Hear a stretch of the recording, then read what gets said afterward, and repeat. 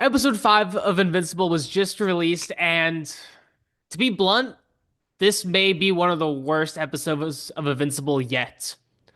But just because it's the worst episode does not mean it's not a bad episode of TV. I mean, going off of season 3 so far, we've had 4 amazing episodes. Of course, we're going to get some sort of dip in quality or have that mid-season drag. Yeah, the episode here, it's not amazing. I'd say it's good, but compared to the rest of Invincible, it's definitely noticeable that this one is not nearly as good. Things that went well in this episode, though, as there are still a bunch of redeeming factors about it. We did get a lot of exposition. We didn't get as much movement with the plot. It's a bit more of stuff that's going to pay back later, probably in season 4. Think much like the Atlantis season of season 2. That's essentially what this was here. And we got introduced a little bit more to some more characters. We got to see some more characters that we saw from season 1. We saw Titan, Isotope, and Machine Head, and we got to see a fucking dragon, which was pretty cool. I don't know about you guys, but dragons are fucking awesome. And I enjoyed the fight between Invincible and the dragon. I think that was a lot of fun.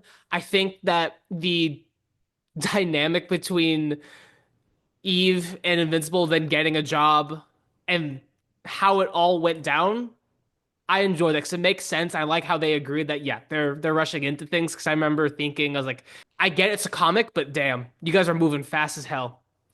But after that, I feel like there's not too many redeeming things just because it's just a large exposition episode, but more on the side. It's not really for plot, it's just for introducing more characters. I think every show does this.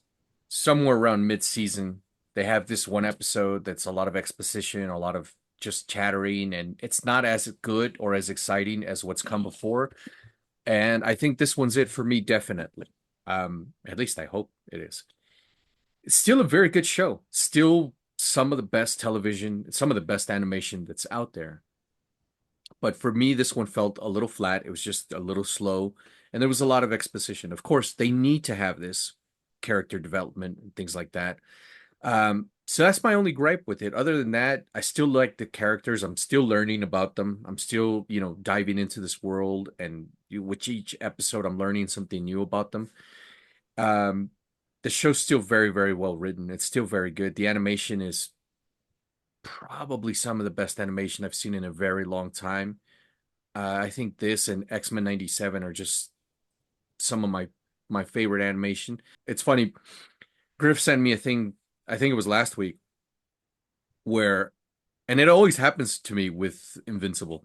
I'm always thinking, "Oh, that's, we're going to wrap it up soon." Apparently not. Apparently there's so much more to go, which is cool because again, uh it gives us more of a good thing. More of a good thing is always good. And I was just surprised to see how much more, whether or not will they do all of that, I'm not sure, but probably. Because I thought it was going to be kind of like The Boys, where they're going to start to wrap it up soon, but no, that's not the case. So that's good. I'm happy. I'm happy about that. Yeah, and actually, I'm gonna disagree a little bit with Edward here.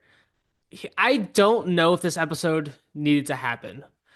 I think that they could have done this in 20 minutes if they had to, very similar to last week if they wanted to break this into essentially 2 parts.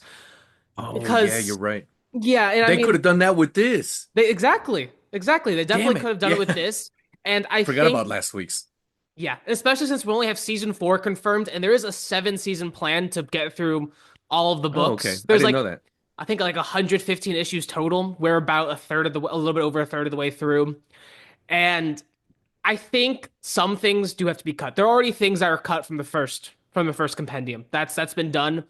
I feel like since we don't have any guarantees of the full 7 seasons, I think you do need to start cutting some more things to get moving on with the plot. We finally got movement on the Viltrumite plot last week, and taking a week just to stall, I don't know if that's even the right move. Like, there's not even an after credit scene with Omni-Man or Alan. I think this time could have been spent a little bit better. However, next week is going to have it's going to be a lot more for the main story plot, which I'm very excited for. It's just it seems that there's always one episode in every season of Invincible that is almost filler. It's filler in terms of Invincible, but I know it's going to have a payoff but it's not going to be this year. We're not going to see it till like season 4 in like 2 years. So at the moment, it's kind of just feels like it feels a bit wasted. But if they do get their full 7 season plan, then I'm okay with it because then there's that the definite payoff. But if this show gets canceled before then, like what's the point? You need to make sure that you still get audiences to make sure that you continue with the show. With that being said, I mean, again, it's one good episode in the midst of 4 amazing episodes. I don't think the show's gonna be canceled from this one episode. It's just I'm worried if it starts to become a pattern because patterns become dangerous with this. But for the most part, I think they're definitely okay as long as it's only one episode a season. Thank you guys so much for watching. If you haven't seen our previous Invincible reviews, go check out last week's. We absolutely loved that episode. And if you, for some reason you haven't seen the show and you haven't given it a shot yet, please do. It's one of my favorite shows, and I beg of you, please try it. Absolutely. Give it a shot. Take care, guys.